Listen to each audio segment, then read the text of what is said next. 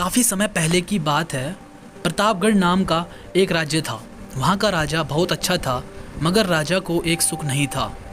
वह यह कि उसके कोई भी संतान नहीं थी और वह चाहता था कि अब वह राज्य के अंदर किसी योग्य बच्चे को गोद ले, ताकि वह उसका उत्तराधिकारी बन सके और आगे की बागडोर को सुचारू रूप से चला सके।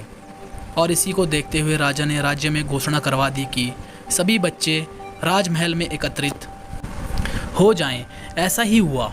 राजा ने सभी बच्चों को पौधे लगाने के लिए भिन्न भिन्न प्रकार के बीज दिए और कहा कि अब हम 6 महीने बाद मिलेंगे और देखेंगे कि किसका पौधा सबसे अच्छा होगा। महीना बीत जाने के बाद भी एक बच्चा ऐसा था जिसके गमले में वह बीज अभी तक नहीं फूटा था, लेकिन वह रोज़ उसकी देखभाल करता था और रोज़ पौधे को पानी देता था। देखते ही देखते 3 महीने बीत गए। बच्चा परेशान हो गया।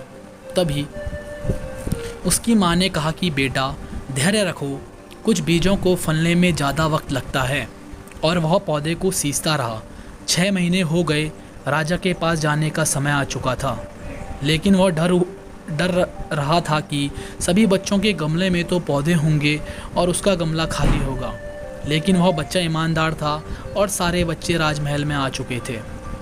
कुछ बच्चे जोश से भरे हुए थे, क्योंकि उनके अंदर राज्य का उत्तराधिकारी बनने की प्रबल लालसा थी। अब राजा ने आदेश दिया। सभी बच्चे अपने अपने गमले दिखाने लगे, मगर एक बच्चा सहमा हुआ था, क्योंकि उसका गमला खाली था। तभी राजा की नज़र उसके गमले पर गई। उसने पूछा, तुम्हारा गमला तो खाली है? तो उसने कहा, लेकिन मैंने इस गमले की 6 महीने तक देखभाल की है। राजा उसकी ईमानदारी से खुश हुआ था कि उसका गमला खाली है, फिर भी वह हिम्मत करके यहाँ आ तो गया। सभी बच्चों के गमले देखने के बाद राजा ने उस बच्चे को सभी के सामने बुलाया। बच्चा सहम गया और राजा ने वह गमला सभी को दिखाया। सभी बच्चे जोर से हंसने लगे। राजा ने कहा, शांत हो जाइए, इतने खुश मत होइए। आप सभी के पास जो पौधे हैं वो सब बंजर हैं। आप चाहे कितनी भी मेहनत कर लें, उनसे कुछ नहीं निकलेगा। लेकिन असली बीज यही था।